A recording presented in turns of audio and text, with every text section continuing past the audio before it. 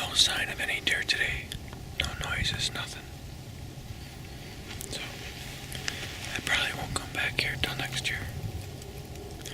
But at least I broke the spell of thinking about this spot with that buck debacle I made. So that's it, I'm heading back. Now we are muzzleloader hunting on the east side of Collins Marsh. And I got a pretty long walk here that I'm planning. You can see as far as that, and then it's probably at least that much length of distance. And I'm going to find some place in the woods to set up. I kind of like this because there's an organic farm right here. I didn't realize that.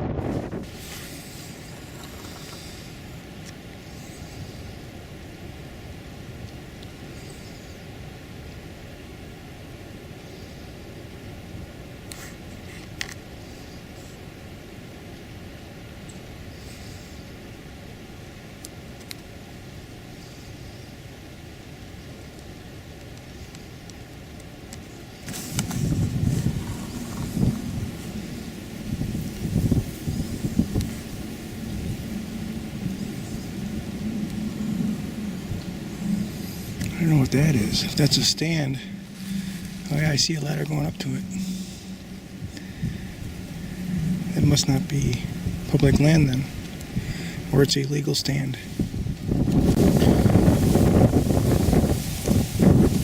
Those appear to be otter tracks.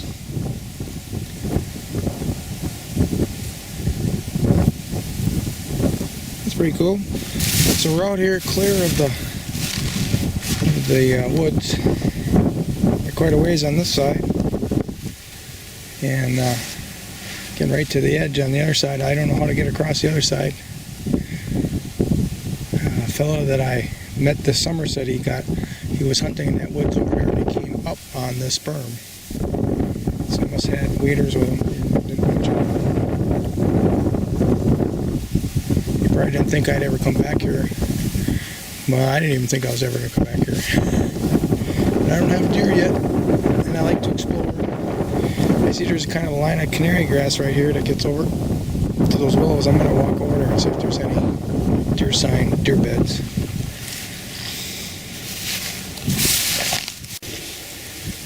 So I'm in here now, and I followed a trail from that willow and a couple of maples there, all the way to that maple right on the end. And there's a trail these aren't well-used trails, they're just faint ones, and maybe they're buck trails. And then there's a trail that just skirts this edge of cattails and swamp grasses and canary grasses. There's something blue in the grass over there. Normally I pick that up when I'm back here a long way and I'm getting kind of tired. I need to get this explored before it gets dark. So I'm following this trail now, and there must be a trail that skirts this grouping or lineup of trees. So I think that tree all by itself is a good place for a stand site. It's got a lot of branches, so it'll hide me.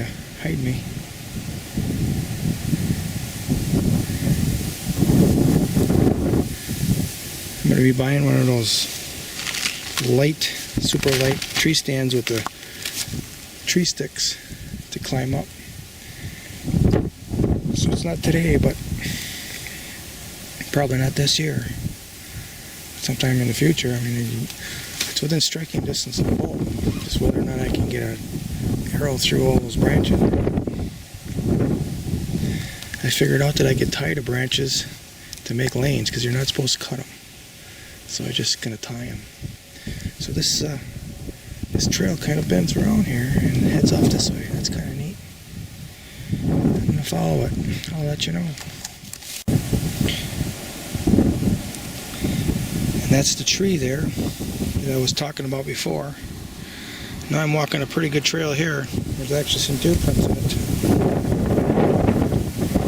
So that's only 20 yards from there, from the tree here. There's an edge of cattails. And it's pretty dense. It's probably walk it right here. This would be like a pinch point.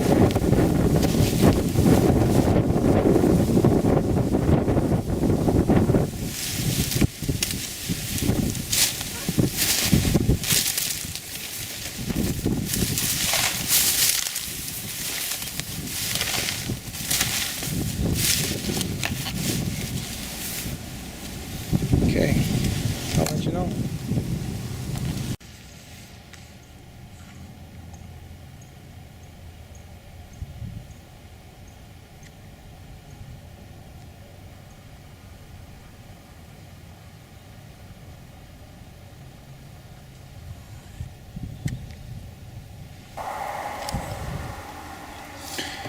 Right over here we have a horse.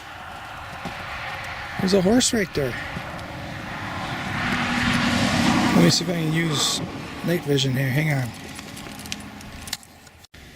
There's a horse in here. There's an Amish buggy. And there's a horse here. He's pretty skittish. I don't think I can get a decent picture. You can kind of see the outline of the... There, now you see the horse. I'm bending way over. The Amish fella, he's probably... Oh, let's get a picture of that. That's pretty good.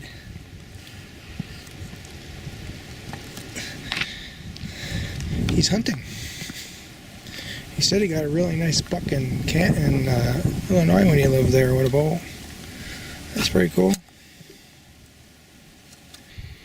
Here I am once again at this spot. I shot 8-point buck back in there last year. And last week, actually, 3 days ago I had a doe or something, a deer walking up to me right before shooting hours. And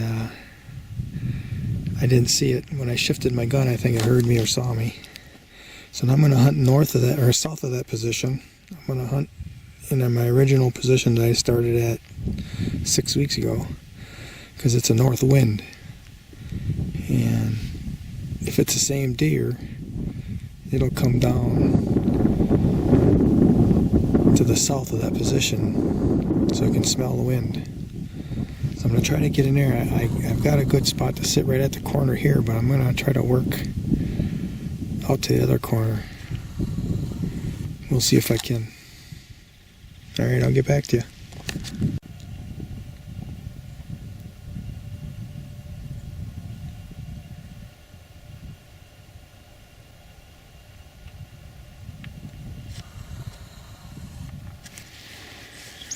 So here I am where I'm going to sit. The first time I sat was against that tree, but I didn't have a good sight over to that direction where there's a good trail. There's a good trail that comes right on the other side of these cattails, which are like 15 feet away. Angles off towards, I don't know where it goes once it gets beyond the cattails. And then there's a little track right here. And it doesn't have much ice there, so I don't know if a deer just broke it open or it just never froze. If a deer comes between me and that next level of cattails, I'll get a shot. I can get a long shot this way. 60, 70 yards maybe. Then I got a shot at this trail right here. 30, 40 yards.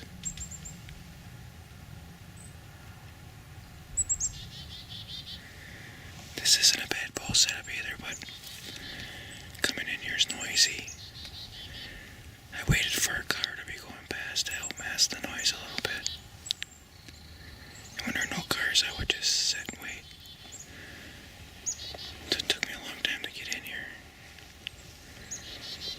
But the good news is, it's cloudy, so they might start moving a little earlier today.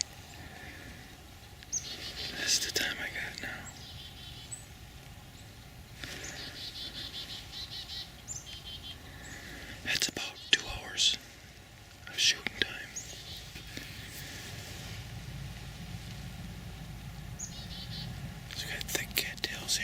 a pretty good trail that goes in on the other side of these willows. They're going that way. I won't get a shot. What we're hoping is that whatever it is doesn't want to walk in the cattails and in the swamp. It wants to come out here where it's a little better walking.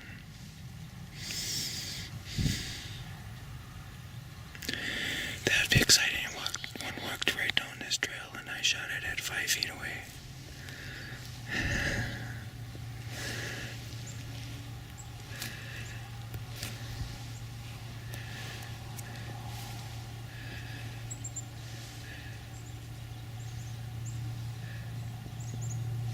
We got chickadees around us.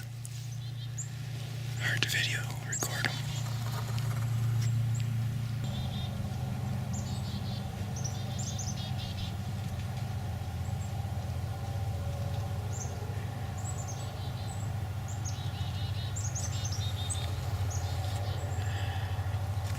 They move around too much. So you hear that truck coming. So I had a good noise like that when I got to the last of this walk. So I think that definitely helped. That's a busy county road there. A lot of truck traffic. There's feed mills around here and rock quarries. And that's a rock truck. That banging was the door in the back of the trailer. Alright, well, I'll probably turn the camera on. Well, unless something happens, I'll probably turn the camera on with the hour 45 minutes to go and just leave it on, even though I don't have a tripod. Maybe there's something on this tree